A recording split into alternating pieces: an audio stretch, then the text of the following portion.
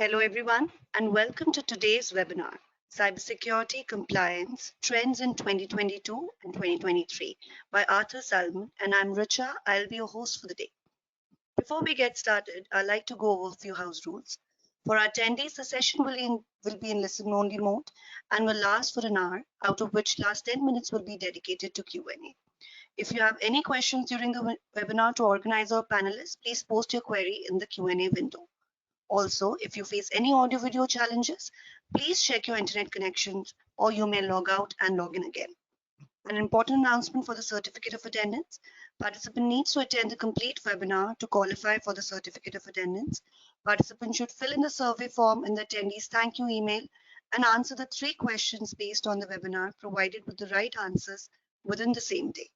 If these 2 criteria are met, then only the participant will receive the certificate of attendance within 5 to 7 working days after the event. About our speaker, Arthur Salmon holds a doctorate in cybersecurity and information assurance, a master's degree in network and communications management with a focus on cybersecurity in policy and procedural development, and a bachelor's degree in technical management in business information systems. Arthur has worked in technology field for 20 years, and for the last 12 years, he has taught courses on general security, networking, ethical hacking, and compliance, among other topics. Although Arthur spends most of his time developing learning materials, including various articles and a textbook on cybersecurity. He enjoys photography and outdoor activities in his free time. So, without any further ado, I would hand over the session to you, Arthur. All right, well, thank you very much for that. And again, today we're focusing on that compliance portion. And that's always a really funny topic because if you work in the industry, you know that compliance is a requirement, but it's more of a how we implement that compliance portion that a lot of organizations kind of fail at. So again, who am I? So like she introduced, I have an applied doctorate. My doctorate was in actual barriers for organizations to meet specific compliances. I do compliance audits for medium casinos, small casinos, medical facilities, small and medium businesses, and occasionally a few larger multi-state and a few international businesses as well. And one thing that I keep running into is every organization has, whether it's an industrial regulation, whether it is a state or federal compliance requirement, but then there's the, how do we actually do it? How do we take the compliance requirement and actually implement them within the organization? And so that's what we're going to be talking about today is what is compliance? We're going to be looking at trends. We're looking at some of the major concerns, and then we're going to sum it up with our key takeaways. So oftentimes I see 2 terms getting really confused, compliance and GRC. GRC is governance, risk, and compliance. Compliance is standalone by itself. Compliance is the act of following the rules, the laws, the regulations, the guidelines, and it essentially applies to the legal and regulatory requirements set forth either by an industry body, a government regulation body, international law, or some sort of other set of policies. In GRC, compliance involves the implementation and procedure to ensure that the business activities will comply with the required regulations. So there is a slight difference there. And again, the GRC component is structured way to align all of the IT requirements with business goals. Basically, if you have a small mom and pop shop and you're required to meet like PCI DSS, we're looking at, does that alignment actually make business sense? And sometimes the alignment doesn't make sense. So sometimes removing that component that requires the compliance makes more sense. For example, I worked with a law firm, a very small law firm, and they processed credit cards in the office. Well, the processing of credit cards in the office meant they needed to meet PCI DSS.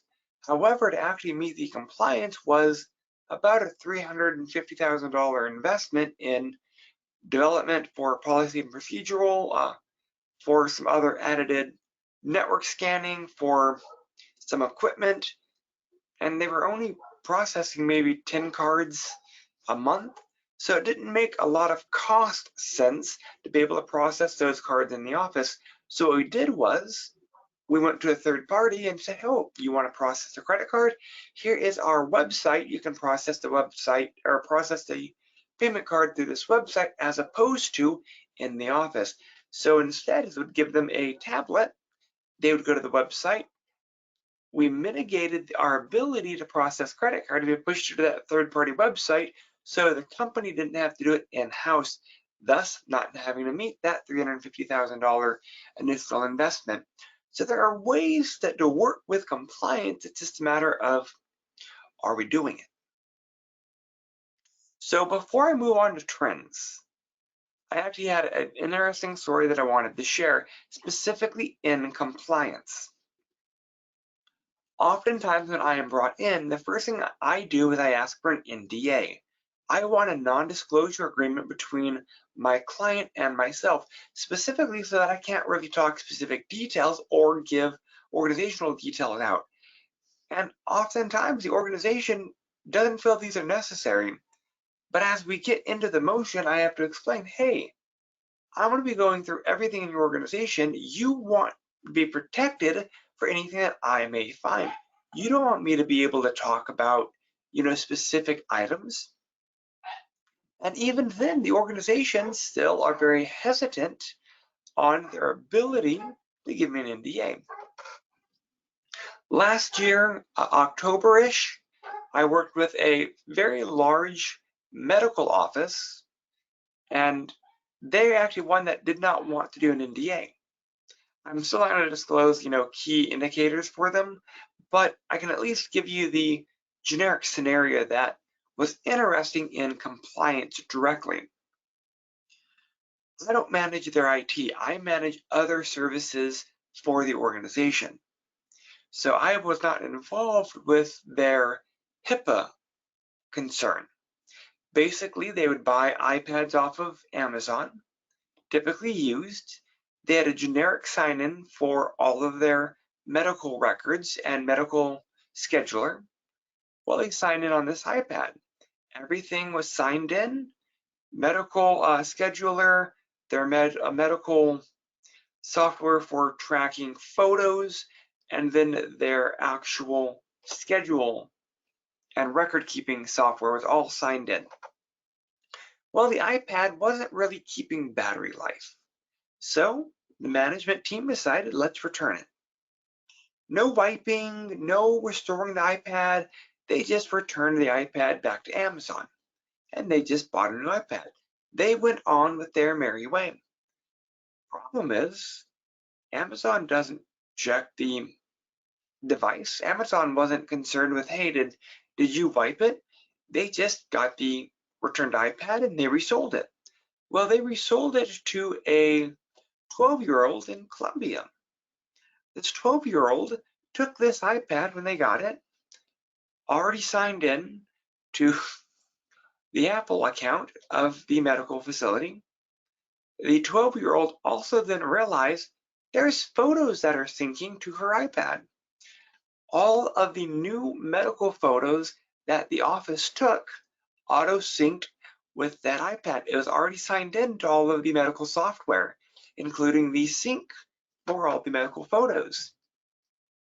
Well, this 12-year-old wasn't quite happy, so the 12-year-old started deleting photos.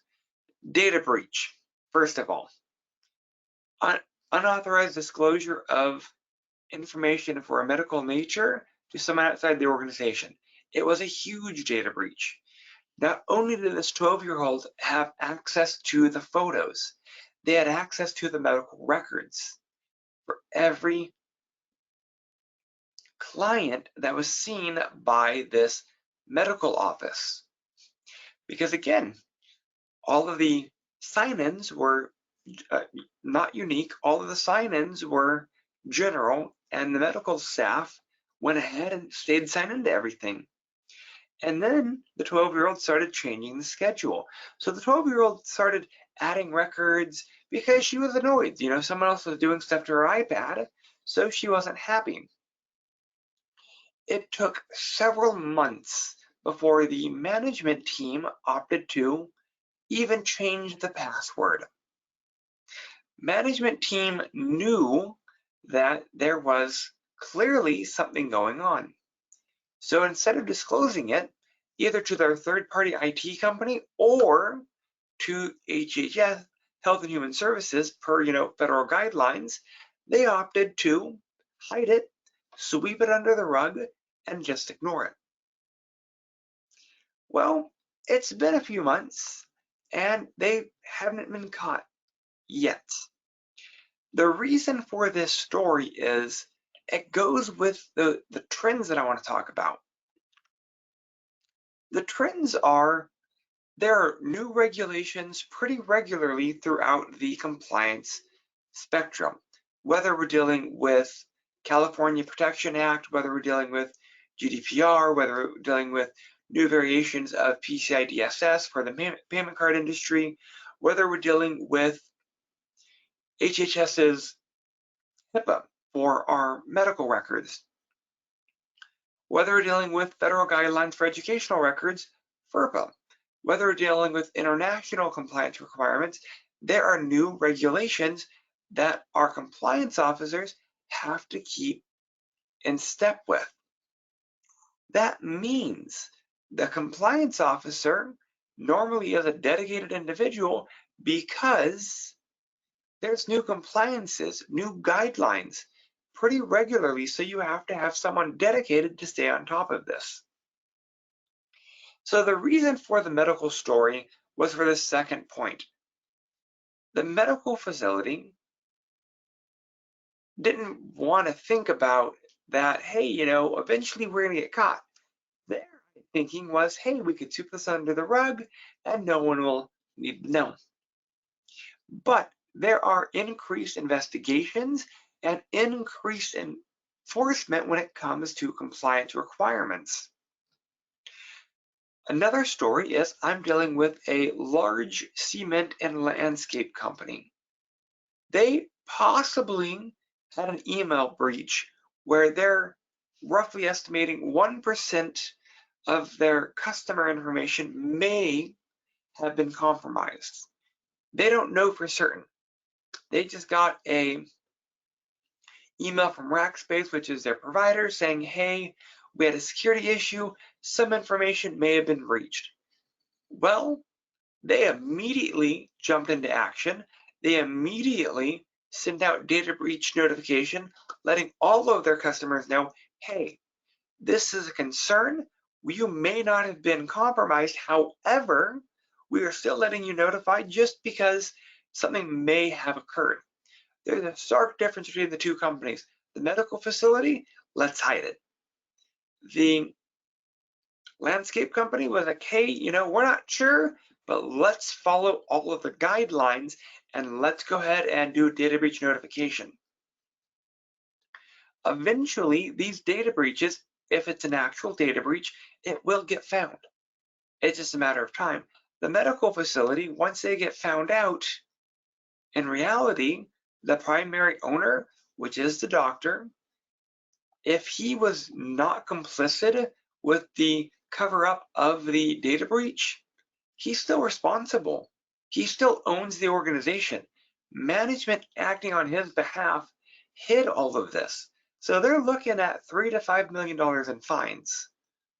They're also looking at potential loss of medical license or suspension of medical license.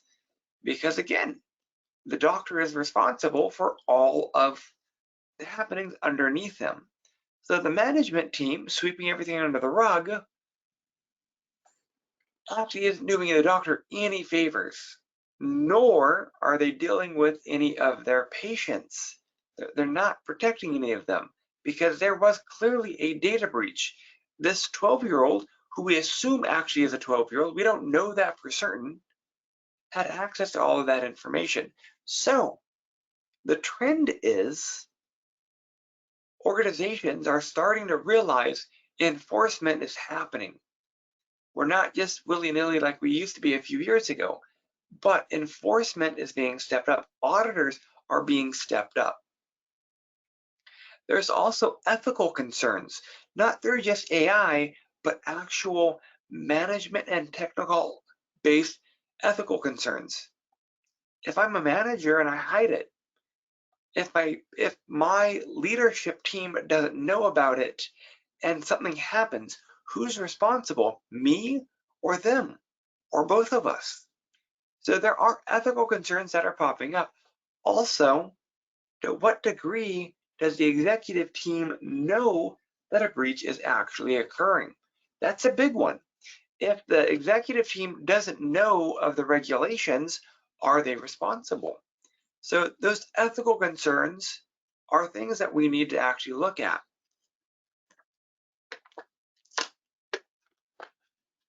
To a lesser extent, our supply chains. When we're talking compliance, people go, well, supply chain's not an issue. It is. If you are not able to get the appropriate controls in place to protect your inventory, that supply chain has a direct link to compliance requirements. We also have our data privacy compliance. This is pretty big, not the biggest, but this is definitely a growing area. There are privacy and data breach requirements. Almost every state has a data breach notification requirement. The better question is, what companies are actually following them? And are the states or the federal government or the industry, are they actually forcing these compliance? Are there checks? And right now, they're growing, but they're not quite there yet. One of the biggest trends that I see that is actually impacting organizations, and this is where I did a lot of my research for my doctoral dissertation, is third-party and outsourced IT. Oftentimes, companies go, oh, I want to mitigate the risk for my organization by outsourcing this to this third party. Well, third party doesn't necessarily mean they're meeting the compliance requirements. For the medical facility, the contract says, yeah, we'll help you meet HIPAA. The contract does not say the third party will meet HIPAA. The contract states the third party will help meet HIPAA, which means it's up to the organization to do their compliance. What they tried to do was shift it from the organization to the third party, but the third party contract was written in such a way where the compliance requirement was that gray area. When it comes down to it, many organizations often assume, they make that assumption that the third party is going to handle the compliance requirement. And oftentimes that is not the case. If you've ever worked with an MSP or a third-party IT company, the biggest mindset for them is, or the biggest motto is, good enough. They are a third-party contractor.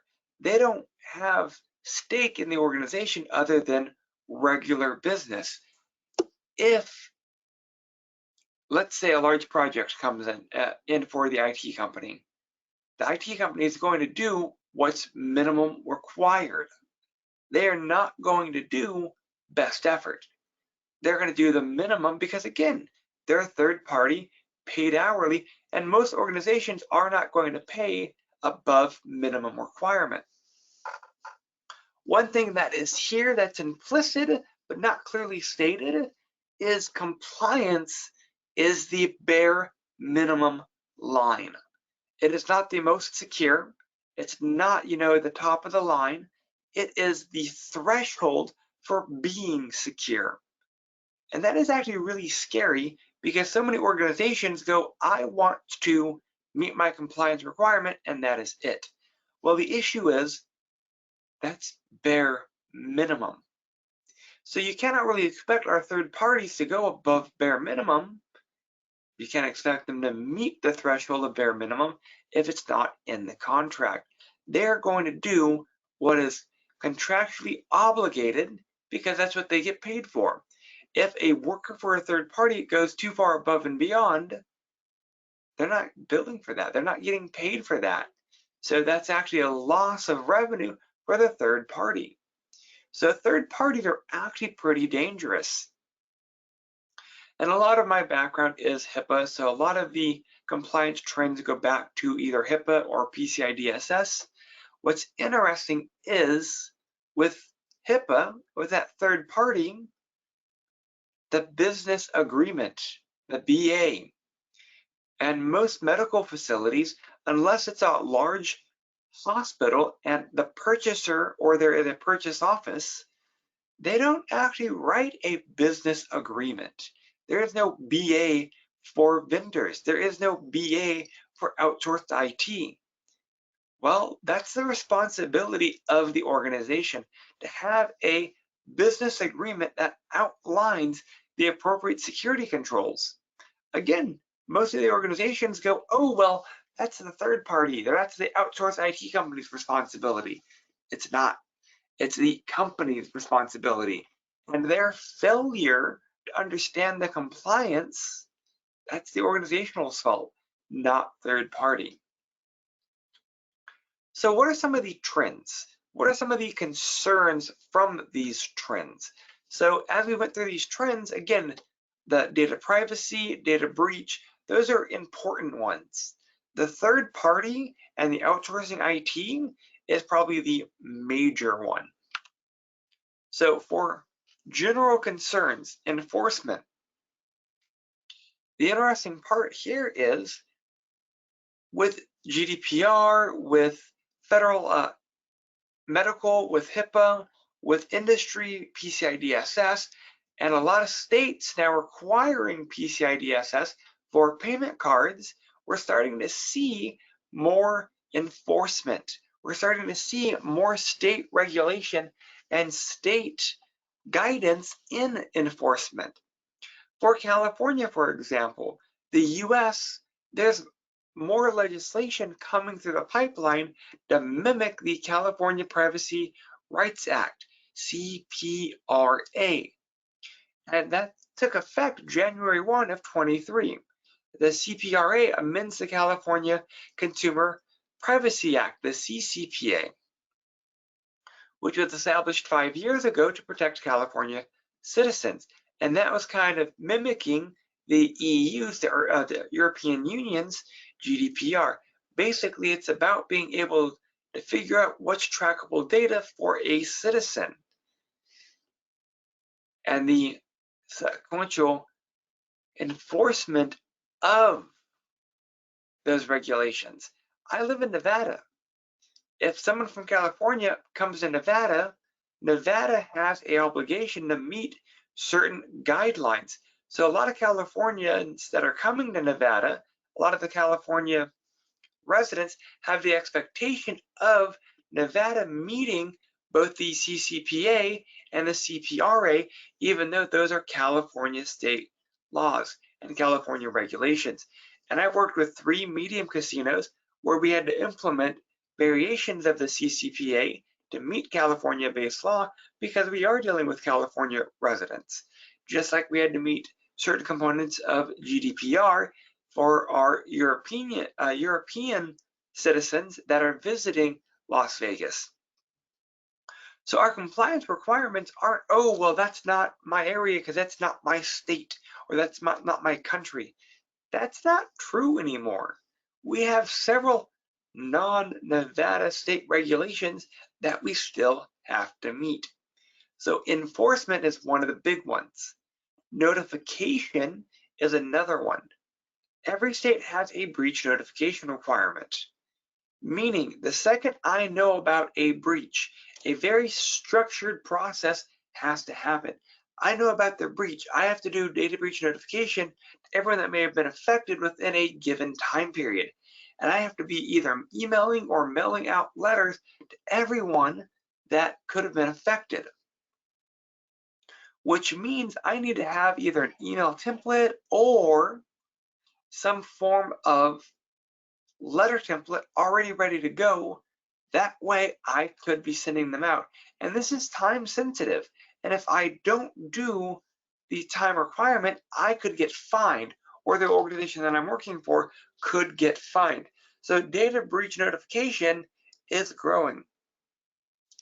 And what's interesting is data breaches are happening every single day. Data breaches in the financial service industry are growing dramatically. A 2002 report from a cybersecurity firm, Flashpoint, did reveal that the financial sector has a second on the list of industry hit hardest by data breach.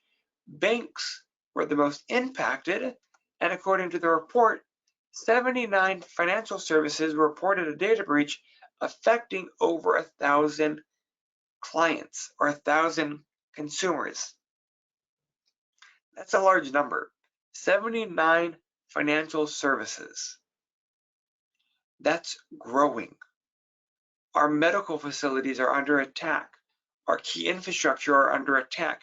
The data breach notification clauses for these industries are there, but there has to be an equal amount of enforcement to ensure that the regulations are actually being met. So notification requirements are slowly coming to the forefront of everything. Enforcement is still the key takeaway, but notification requirements are definitely growing. Lastly, our cyber risk. If you pick a industry, they're the cybersecurity component. Cybersecurity can be a standalone discipline, or it could be an add-on to most industries. I actually was at a large manufacturing facility late last year. And they're like, oh, well, we don't have to worry about cybersecurity. We are manufacturing. Well, the manufacturing actually was a manufacturing of certain goods. They had 8 employees, and they had 17 large manufacturing pieces of equipment that were controlled by a SCADA and ICS controller-based system. The SCADA, they didn't think about, needed to be secured. It was an active internet connection to the ICS controller, ICS being an industrial controlling system that controlled the manufacturing equipment that was tied directly to the internet. They didn't realize that that needed to be protected. I was called in because 3 of the machines were up, the rest of them were down. They didn't realize that a cybersecurity event had already occurred. A hacker had turned off the ICS controllers for most of their equipment. So they're like, oh, cybersecurity isn't a big deal. That's not true. There is risk to equipment when there is an online or connectivity component. So we need to understand that there is a cyber risk to anything that has that communication portion. What about air gap? If I don't have any equipment that connects to anything, is it still a risk? If it shares information anyway, yes. We've seen that data can be jumped between a network-based computer to an air-gapped non-network-based computer based off of users taking like a flash drive and going back and forth, because that happens. We've already seen that happen. That's made the news, several types of industrial espionage over the last several years. So cyber risk does exist. Whether we recognize it or not, it's not going away. So the key takeaways here are cybersecurity is involved in everything. Dam, whether it be water pumping, water movement, whether it be power generation, whether it be logistics, whether it be medical, whether it be our manufacturing, it doesn't matter the industry. All of them have a component to cybersecurity. I want to leave with a generalized story that directly affects a lot of automation. Most people have played with Legos, a childhood toy, at one point in their life.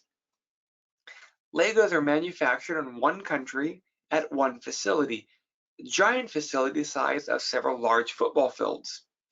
What's interesting is everything inside the facility is made and managed by robots. They have a few engineers that keep the robots running. However, the robots themselves do the majority of the work. They package everything, they put everything in boxes, and then a logistics company comes and picks up the Legos. Well, if there's a cybersecurity issue, they have a very small team, but every manufacturing robot, every logistical robot in the facility could be a target. So what's the big deal here? So who cares about Legos? If you look at manufacturing of any other major industry, that's generally applying. Most organizations, they try to minimize their workforce, and they have automation in terms of automatic robots or packaging robots that do everything. Amazon, that is very heavily automated based. They have a huge workforce base, but if an attacker can attack the automation, that grinds that organization to a halt. So cybersecurity risk is there. So compliance trends in general are enforcement, are understanding the regulations and actually following the regulations because they know enforcement will eventually catch up on them, being mindful of third-party and outsourced vendors and ITs because they are a threat. Just like internal threats are real, that vendor, that IT company is also a threat. And recognizing that sometimes the people at the top aren't given all of the information and that they trust managers below them to handle certain things. But at the end of the day, the C-level executives, the owner team, the directors, they are responsible for meeting these requirements. So do keep that in mind.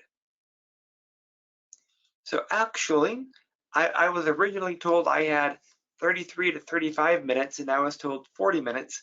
So I'm actually going to be winding this up now. So that is what I had today.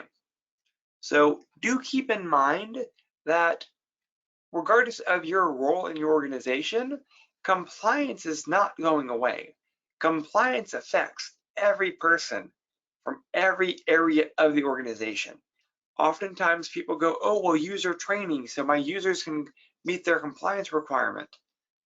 That's bare minimum, bare minimum. So we need to start realizing compliance is not going away.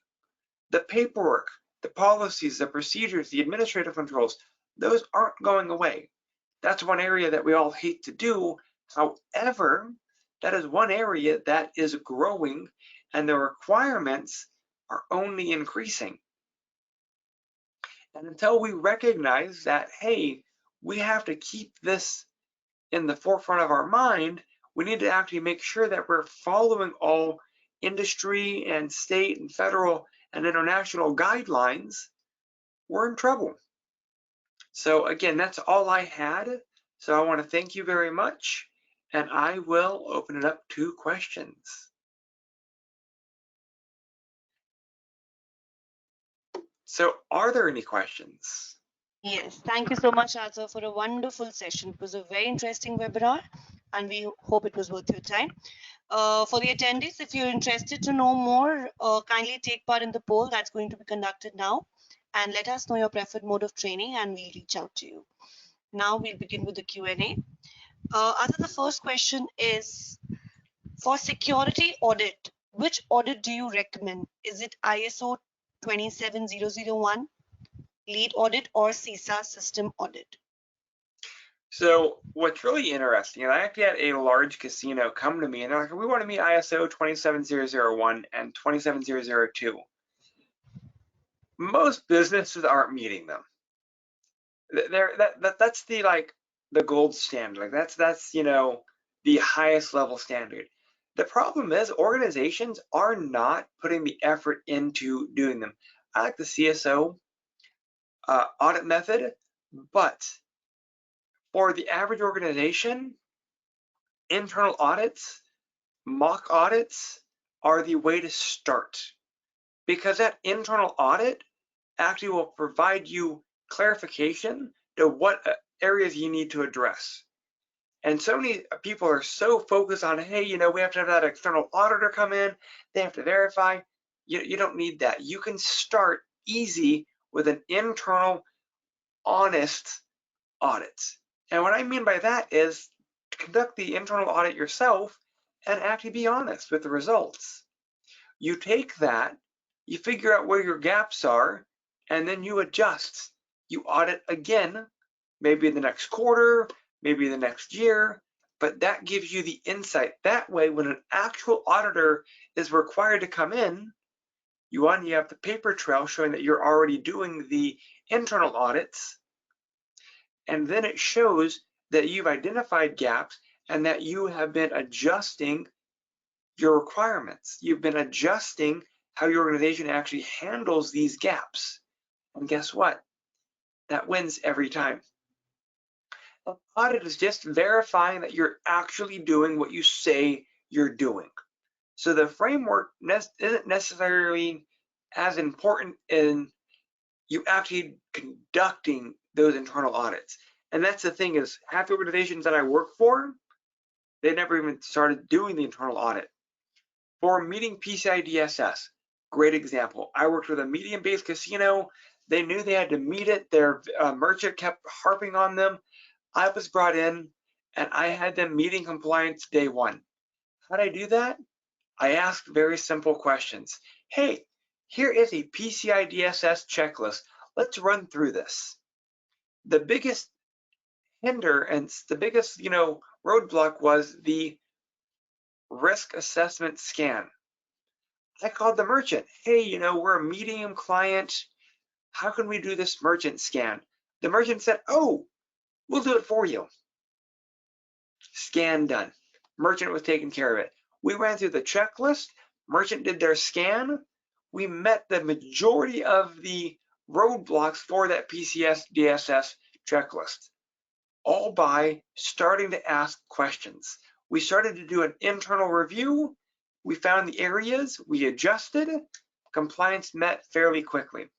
So again, the framework itself doesn't necessarily matter, but start. That's what matters. All right, next question. Thank you, Arthur. This question is from Sri Tej. He said it's a general question. Is Chat GPT a new cyber threat? Ooh, AI is a double-edged sword. It is both an amazing tool and it's also a huge danger. Any tool is going to be both good and bad. I like to say, oh, well, McDonald's made me fat. No, how the person uses the tool causes whatever consequence you have, whether it's positive or negative.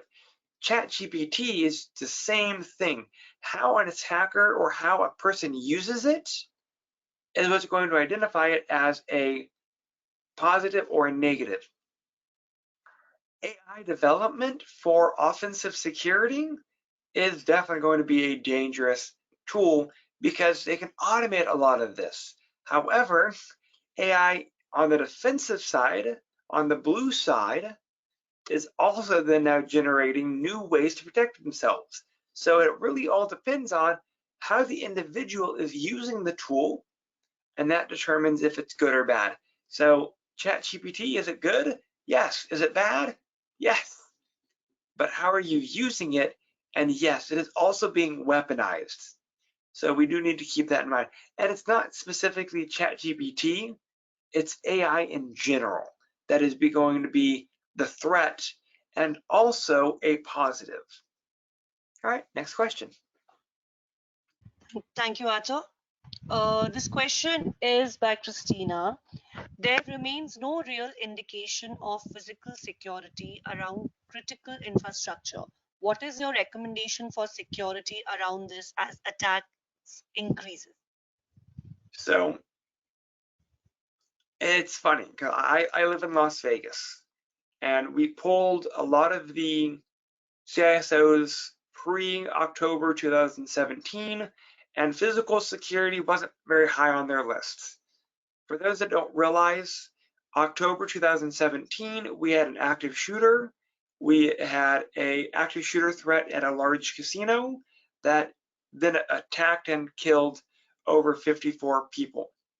52 plus people, then people died later. But knee-jerk reaction, physical security took place, and now everyone cared about physical security. The issue is these threats, typically physical security, is a knee-jerk reaction. We are a show-me industry, and until we see that physical component, that's not really important. And we are reactive to security. We're not proactive, we're reactive. And a lot of industries have that mentality. I can honestly say one of the better industries that I've worked for, I've done some consulting for the adult industry. And they were actually more in line with compliance than most of the medical facility or casinos. Why? Because the adult industry knew that there were so many people wanting to close them down. So they were, hey, what compliance do we need to meet? Let's meet them. Let's be proactive. Let's be every compliance that we might even think we need to meet. Let's get it done, because we don't want an excuse for someone to try to shut us down. So they were very proactive. Medical facilities, casinos, small and medium businesses are very reactive. They're like, I don't know if I want to spend that money. Let's wait. What's the likelihood of these events? Let's wait until the likelihood meets a certain threshold. Or they had the let's bury my head in the sand and let's not worry about it. So collectively as a whole, we need to realize we need to get our butt off of the reactive. We need to start being proactive. We need to start realizing we need to be responsible for our security stance. And that goes back to enforcement. A lot of organizations know, let's roll those dice, and if we don't get caught, then we don't have to worry about it. But companies aren't being held accountable yet. Oftentimes, companies can bleed ignorance and be like, oh, well, I didn't know. So they get off. The regulatory bodies need to hold the organizations accountable. That way, that enforcement is there. That way, companies can be actually proactive. And physical security is definitely more of the redheaded stepchild. They are definitely more of the last one to think about until something major happens. But until a company is forced to actually handle it, they're not going to. So sadly, it goes back to the regulatory bodies need to actually enforce the regulations. That will then in turn allow the trickling down of the security controls being put in place. All right, next question. Thank you so much, Ato. The next question is, why is cybersecurity still not being considered a strategic and executive function by some business leaders or owners? Doesn't generate money. IT doesn't generate money. Security doesn't generate money. Most management, most C executives go, oh, well, that's abstract. You know, that's not really important. When there's an attack, they're like, oh shit, where's our IT team? Like, why weren't we protected? The problem is IT and security are forgotten the majority of the time. Oftentimes, they are put on the back burner until something happens. And because of that, the funding's not there. Because of that, the management strategies aren't there. I am often brought in after the fact. I am brought in as a consultant after an issue has occurred. And oftentimes, hey, if you would have brought me in ahead of time, we could have prevented all of this. But they're reactive. They weren't thinking about it because they're like, let's roll the dice. If I don't have to pay for cybersecurity right now, if I could pass that buck later and I don't have a breach, not a big deal. But that mentality is costing organizations money. Oftentimes I tell my clients, do you know when a casino cares about security? After the first $1 billion data breach. And that is when oftentimes casinos care, is after that data breach and after they've had to spend hundreds of millions of dollars recouping those costs because they didn't want to take security serious from the standpoint. If you look at every major casino, I'm in Las Vegas, I do a lot of work with casinos, so I do apologize for that. But you can apply that to almost any major industry. The casinos didn't care about cybersecurity until data breach happened. That's when they're like, oh, let's take this more serious. Every industry sector is the exact same way. They care about security only after it affects them. And that goes back to enforcement. Until there's accountability, until the regulatory bodies are enforcing the accountability component, people aren't going to take this area seriously. Hopefully that answered your question. Thank you, Arthur. Next question. What measures are being put into place to ensure all organizations adhere to all compliance requirements? None. Short answer, none. Oftentimes, the management team is expected to do self-assessments, but who's going to check? If we're doing medical, for example, we know there's a federal mandate. HHS flat out says you need to meet HIPAA. If you have an insurance policy, they might even then ask what compliance requirements you are doing. There's not enough auditors to check. You want a guaranteed job? It is very simple. Go into auditing. There is an auditor position level 1, 2, 3, and senior for almost every business. No one likes it. It's paperwork, it's detail oriented. But because there are so few auditors, there are no real check guidelines and there is no real enforcement of do you meet compliance. What happens is eventually you will get caught. Eventually you will have to pay a fine. Eventually. Not right now, eventually. So what is being done? Sadly, nothing. And the hard, cold truth is companies are exploiting that. Companies can go, oh, well, what's the likelihood of me being audited this year? If I don't have to worry about it, let's kick this back to next year. And we don't have to spend the budget this year. And that's the mentality of some management because they know there's no real accountability. If you, the industry regulation bodies, were holding these companies accountable and actually making it more serious, then there would be better controls. There would be better actual meeting of those compliances. But right now, that's not there. And the cold hard truth is we're a ways from that. We like to say that we are going to meet compliance requirements, but until we're being forced, then a lot of people want to push it off.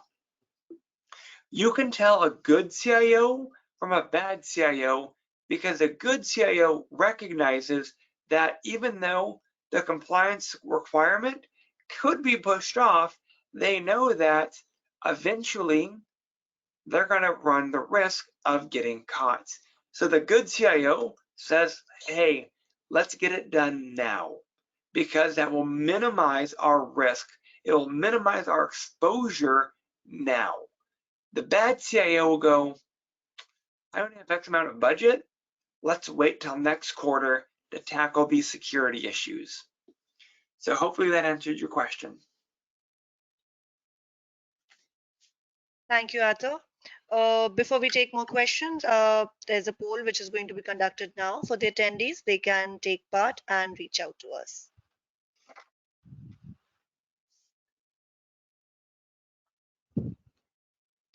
Now, moving on to the next question. The next question is,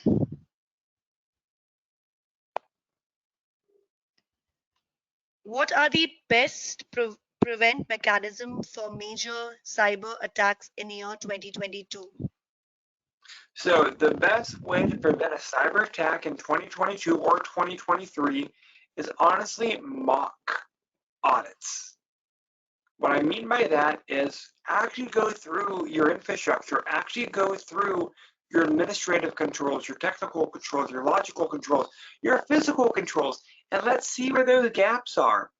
Identify the gap so that you can protect yourself. I say mock because you don't need a official audit. You can go through them as a internal IT team, and you can see where your areas are, identify them, and then cover them up. Oftentimes, no one wants to go through that process. The issue is that is the best way to prevent attacks. Why? How do you prevent an attack by going through a mock audit? You find your holes, you find your gaps. Once you know where those holes are, once you know where those gaps are, you can protect against them. That means all of your potential openings for an attacker, you should be able to identify and then close. So the best way to prevent or to mitigate or to minimize the potential of an attack is let's do some audits. Let's go check. Companies don't want to do this because once I know where there's a gap, I actually have to go do something about it. So oftentimes I can bury my head in the sand and I don't know any better.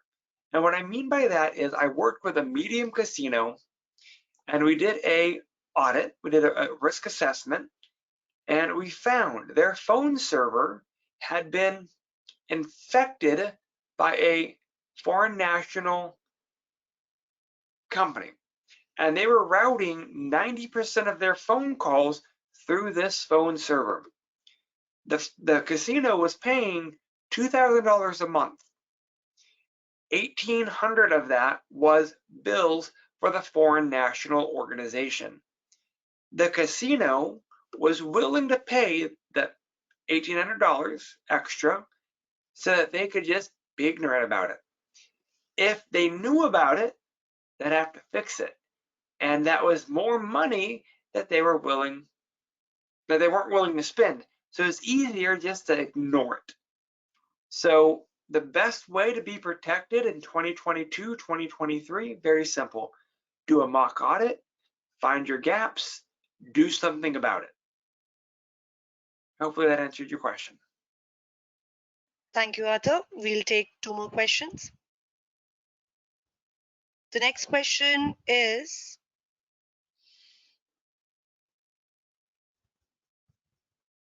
what do cybersecurity standards encompasses, and what sort of skills are relevant and necessary?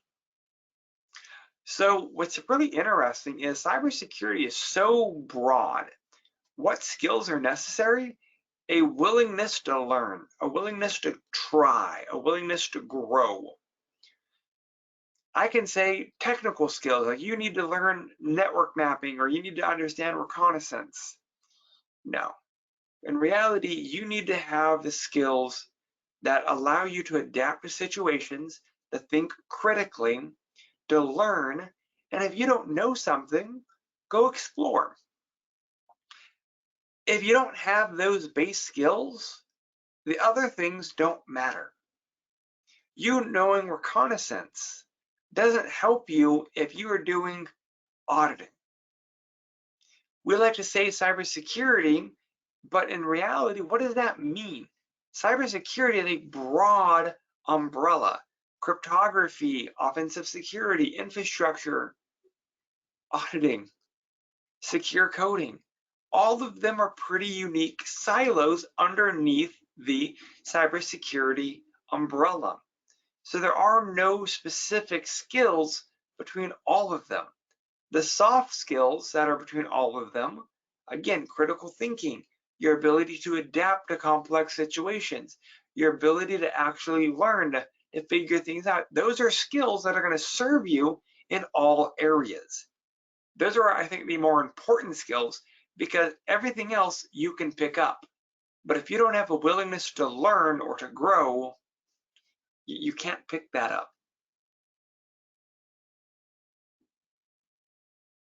Thank you, Arthur. Moving on to the last question.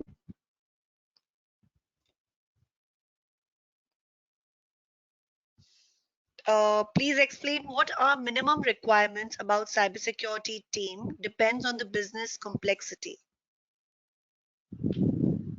So recognize that the security team requirements are going to be based off of the size of the organization and the complexity of the organization. A mom and pop isn't going to have a dedicated SOC team, a security operations center team. A mom and pop isn't going to have, a IT team staff of 10. They might have one person that has to do it all. So the size of the organization dictates how specialized you become. Now, that doesn't mean that large organizations have, the most wide array of teams. Sometimes it's based off the complexity and the need of the organization. I brought up auditing. For casinos and for medical facilities here in Las Vegas, all of them have a need for auditors. That's because that's a requirement for their industry. Auditing is a form of cybersecurity. It's the paperwork side of it. It's the policy, the procedural side of it. So the skills necessary are really going to be based off of the size of the organization. Understand one size doesn't fit all. The basic skills, do you understand basic IT? Do you understand help desk? Do you understand networking? Those are things that can help you, but the individual organization is going to have specific requirements based off of their needs. Why learn how to be a log analyst or a SOC analyst if your company doesn't have a SOC?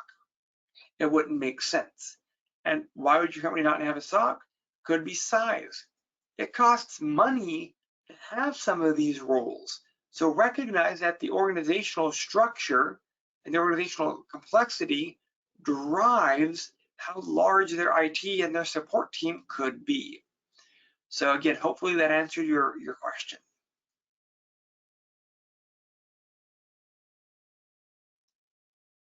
Thank you again, Arthur, for such a wonderful session. And thank you again for the wonderful speaker, Arthur, for answering those questions, for the great presentation and the knowledge you share with the global audience. It was a pleasure to have you all with us, and we're really looking forward for more and more sessions with you. Uh, Before we conclude, Arthur, do you have any message for the audience? One of the big things, especially with cybersecurity, is recognize you're not going to know everything. And once you understand that, that is huge. The next thing, understand that cybersecurity is a growing field and you're always growing, you're always adapting. And it's not all technical. It's not always, I'm going to be a hacker. Some people like blue team, some people like red team. Find the area that you enjoy and go after it. Do not go, oh, well, I'm not overly technical, so I can't do cybersecurity. You can find non-technical portions of cybersecurity. Auditing, policy procedural development, that's all cybersecurity. So recognize that cybersecurity, one, is everywhere, and it is really made for everyone. Find the area that you enjoy and go after it, but it's not one and done. It is always growing, always adapting, always changing, so keep that in mind. Also, I want to thank you for inviting me to come talk, and I appreciate everyone that is here. Thank you. Thank you again, Arthur. And I would also like to thank all our attendees for spending the time with us. And we're really looking forward to see you again. Before we conclude, I would like to announce our next Cyber Talk session. Next Cyber Talk session,